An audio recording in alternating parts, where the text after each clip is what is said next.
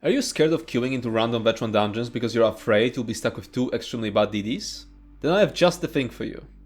In this video, I'll show you a healer/DPS hybrid build, which you can use for safely queuing with random teammates. It provides most of important healer buffs, while also pulling 61k DPS on the dummy, while maintaining all the heals, and 80k DPS if we were to stop casting the heals. I actually have a crazy amount of logs for this one because I used it a lot when gathering data about the average tank. So you'll be able to find a link in the description which leads to a sheet with tons of logs from different runs. The build is intended for healing veteran dungeons and can also handle most of the hard modes as well. I even managed to heal a hard mode Exiled Readout with it, because someone in a random group kept turning the hard mode banners on.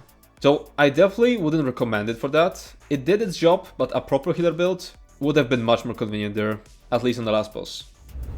The build is also on my website, so if you prefer written guides over YouTube videos, you can read it there instead. The link will be in the description. Starting off with subclassing. We're going to use Arcanist's Herald of the Tome, Warden's Green Balance, and Templar's Aegis Spear, which can be changed to Nablet's Assassination. So this build can be played if your character's base class is either Arcanist, Warden, Templar, or Nablet. Herald of the Tome is simply an overpowered DPS skill line. It grants us access to the Pragmatic Fate cover and has insane passives. Green Balance grants us access to the Budding Seed skill, which is an extremely cheap and strong heal. And that skill line also allows us to provide minor toughness to the group, increasing their max health by 10%. Since we're trying to fulfill two roles, we won't have space for more skills after we fill our bar with all the healing skills. So the third skill line has to be something passive. That's why we're going with either Aegis Spear or Assassination. Whichever of these you choose, the way we'll use them is we'll slot their ultimate on the front bar, either Crescent Sweep or Soul Harvest, to benefit from the passives. Aegis Spear does a bit more damage, but Assassination can provide your teammates with minor savagery, increasing their critical chance. So with how popular Assassination is on DPS builds, it's extremely likely one of your DDs is already providing it. Moving on to skill setups. First we have Cephalarch's Flail, an AoE spammable that generates cracks, heals you if you hit any enemies, and increases the damage enemies take from you by 5%. Next we have Pragmatic Fate Carver, an extremely powerful crack spender that deals full damage in AoE, has massive range of 22 meters, and grants you a big damage shield while you channel it. Recuperative Treatise is an ability that deals decent damage, ensures you'll have at least one cracks when you beam ends, and improves your sustain. Budding Seeds is an extremely strong and cheap AoE heal over time, which can also be recast to be used as a direct heal when needed. It will improve your sustain by proccing the Nature's Gift passive. Next we have Camouflage Hunter. This ability will grant you the minor Berserk buff, which increases your damage down by 5% for 5 seconds, after you deal critical damage from enemy's flank, which has a very wide radius. It will also trigger the Slayer passive, increasing your weapon and spell damage by 3%. Crescent Sweep is an ultimate which is slotted only to proc the Piercing Spear passive, which increases critical damage by 12%. You should only cast it when the battle is about to end. Otherwise, the Languid Eye is far superior.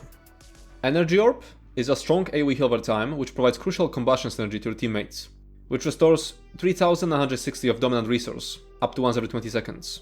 Overflowing Altar is an ability which applies minor lifesteal to all nearby enemies, causing you and your allies to restore 660 health per second when damaging them. It also provides the Bloodfist synergy, which restores 65% of maximum health to the user. Next we have Soul Burst with Heal, Sage's Remedy, and Courage combination on it. It's an AoE burst heal which applies a 10-second heal over time, and grants everyone minor courage for 20 seconds, increasing weapon and spell damage by 215. Elemental Blockade will constantly proc our weapon damage enchant. It will also apply off balance to enemies who have the Concussed stats effect already applied to them. Echoing Vigor is an extremely strong AoE heal over time, which is going to proc the powerful Assault set. The Languid Eye is an ultimate which deals damage in a small AoE over 6 seconds, which can be moved by pressing the ability again, which is off global cooldown. Now moving on to situational skills. Whenever you need to slot something situational, replace Soul Burst, and for situational ultimates, replace the Languid Eye. First we have Soul Harvest, a replacement for Crescent Sweep, for when you're using Assassination instead of Aegis Spear. Next we have Crushing Shock, a ranged interrupt, which you'll need for some fights. Next, Aggressive Horn, an offensive support ultimate which grants everyone a 10% max resource buff for 30 seconds, and Major Force for 10 seconds. The max resource buff translates into roughly a 2% damage increase, while the Major Force is roughly an 8% damage increase. Use it if your random teammate turned out to be good, because then this ultimate will be more effective than dealing damage yourself with the Languid Eye. And lastly, we have Reviving Barrier, a defensive support ultimate, which can help your team survive. Now as for rotation, I don't use a static rotation, so this is just a list of priorities. Simply recast abilities when they run out, and follow the list of priorities when there are multiple things to refresh. It's impossible to give a definite rule set for when to keep up your heals. Echoing Vigor is something you should keep up at all times, because it procs Powerful Assault. Soul Burst should be cast at least every 20 seconds for the Minor Courage, but you don't need to keep up the 10-second heal over time if there's no damage pressure. Energy Orb has to be cast at least once every 20 seconds for the Combustion Synergy. Now as for the priority list of DPS skills, use Recuperative Treatise, use Crash and Sweep or Soul Harvest, depending on your skill line, if the fight is about to end and you won't get enough ultimate for another Languid Eye. Use Elemental Blockade, use the Languid Eye if you have enough ultimate, use Cephalarch's Flail if you're not at 3 cracks yet, and use Pragmatic Fate Carver. And keep in mind that you can pre-buff Recuperative Treatise before entering combat. Now as for passives. I am now very quickly going through all of the passives you should get on the screen. You can either pause the video or look up this list on the website guide. Moving on to gear. We're going to use Spell Power Cure, Powerful Assault, Velofi Urmage's Amulet, and Narayanev. There are also other monster sets you could use instead of Narayanev if you want to lean even more into support rather than damage. Ozezan's Inferno grants your teammates 4272 armor and minor vitality, increasing their healing received and strength of damage shields by 6%. The armor should provide roughly 9% damage mitigation.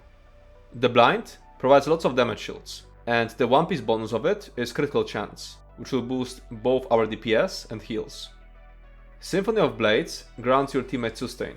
However, due to the nature of random queue, most people will balance the sustain of their builds without Symphony in mind, because they can't know for certain that their healer will run it. And because of that, using Symphony in random queue is usually pointless. And one more thing, you can use the Shock enchant instead of Poison or Flame if you want to provide the Concussed stats effect yourself.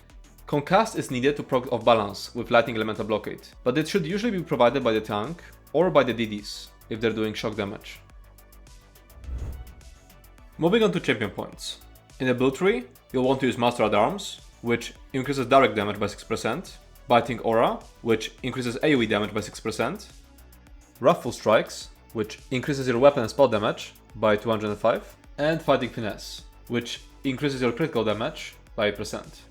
In the red tree, you'll want to use Bond's Vitality, which increases your max health by 1400, Fortified, which increases your armor by 1731, Celerity, which increases your movement speed by 10%, and Rejuvenation, which increases all of your recoveries by 90.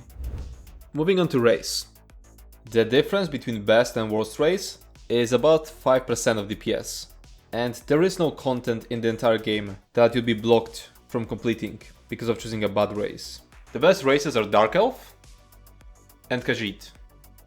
And other decent options are Orc, High Elf, Wood Elf, Imperial, and Redguard.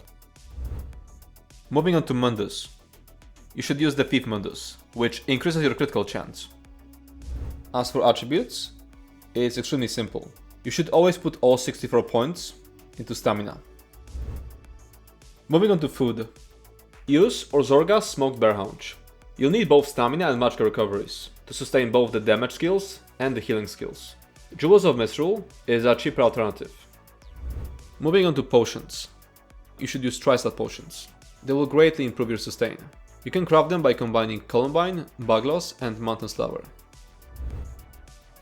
Moving on to Parse. As I said before, the build parses 61k while maintaining most of the heal skills, and 80k when using just the damaging abilities. You can find links to recordings of all the parses in the description. And that's it for this video. If you have any more questions, you can comment down below or join our Discord server Wildheart. As always, feedback will be appreciated. If you enjoyed this video, make sure to subscribe to my channel and check out my Twitch. Thanks for watching and see you next time.